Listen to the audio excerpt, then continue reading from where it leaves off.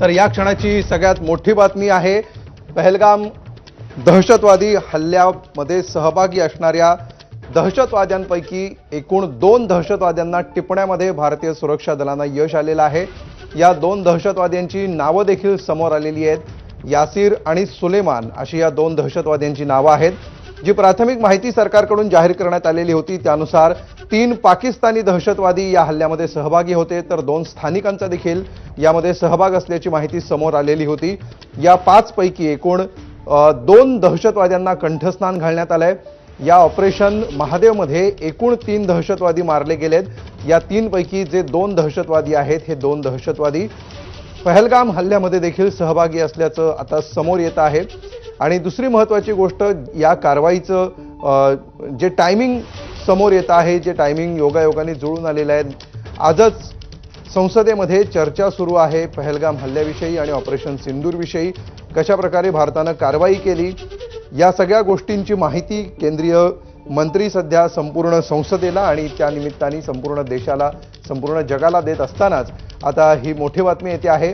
जम्मू काश्मीरमध्ये एकूण 3 दहशतवाद्यांना कंठस्नान घालण्यात आलंय आणि यामध्ये 2 दहशतवादी हे पहलगाम हल्ल्यामध्ये सहभागी असणारे दहशतवादी आहेत। चिनारमधल्या लष्करी जवानांनी हे ऑपरेशन महादेव राबवलेलं आहे। हे दहशतवादी नेमके कुठे गेले याविषयी अनेक तर्कवितर्क लढवले जात होते, वेगवेगळ्या शक्यता समोर येत होत्या। मात्र हे दहशतवादी, यातले 2 दहशतवादी हे याच भागामध्ये होते हे देखील आता या निमित्ताने समोर आलेलं आहे। लिद्वास नावाचा जम्मू काश्मीरमधला भाग आहे। या भागामध्ये ऑपरेशन महादेव सुरू होतं।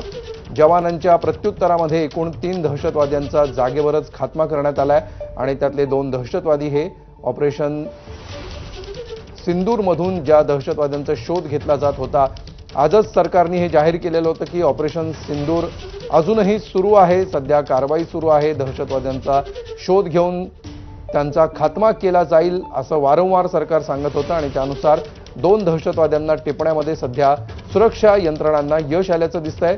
लिद्वास भागामध्ये ही कारवाई झाली आहे।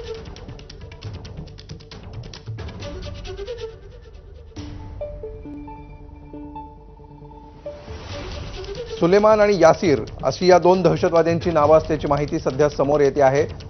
जम्मू काश्मीरच्या लिद्वास भागामध्ये ही कारवाई करण्यात आलेली आहे।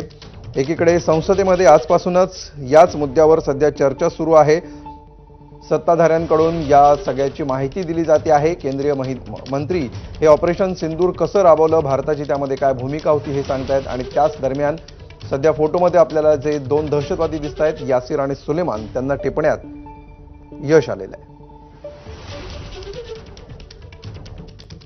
यासिर आणि सुलेमान हे 2 दहशतवादी आहेत। यासिर आणि सुलेमान यांचे हे फोटो देखील सध्या आपण एबीपी माझाच्या स्क्रीनवर पाहतो आहोत। या दोघांना टिपण्यामध्ये सध्या यश आलेलं आहे सुरक्षा दलांना। हे 2 दहशतवादी होते जे पहलगाम हल्ल्यामध्ये सहभागी होते। त्यांनी निष्पाप नागरिकांची धर्म विचारून हत्या केल्याचं समोर आलेलं होतं आणि त्यानंतर देशभरात संतापाची एकच लाट उसळलेली होती।